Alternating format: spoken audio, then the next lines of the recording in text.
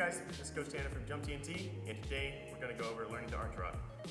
I like the arch rock because it helps develop a strong back and teaches us how to drive our heels for our tumbling. So for the first step, we're going to use our seal stretch. So we're going to put our hands down on the floor, lay down on our belly, keeping our chest nice and tall. Making sure we're pushing down with straight arms into the floor, squeezing our feet together, legs are straight. So for step one of learning this skill, we're going to use our seal stretch position. We're going to lay down with our hips on the floor, feet are together, legs are straight.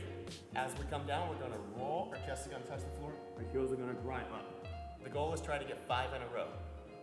2, 3, 4, and 5. And for the next progression, we're going to do the same motion, but we're going to take our hands and move them slowly towards our hips until our hands are able to come off the floor.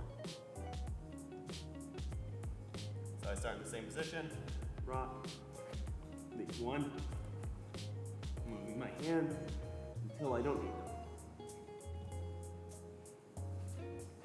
It's really important on this variation to make sure our head is back and our shoulders are tight so we don't smack our face on the floor.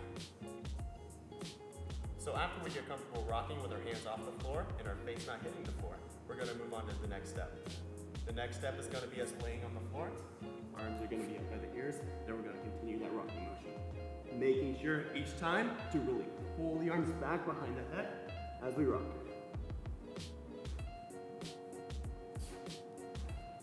The goal for this is to be able to go 30 seconds to a minute. So when we're doing this correctly, we're going to feel a lot of tension through the shoulders, the back, the glutes, and the legs. So if we're not feeling that, it's a good idea to grab a friend or a phone, film yourself to see what it looks like. This has been Coach Tanner from TNT. Have a good day.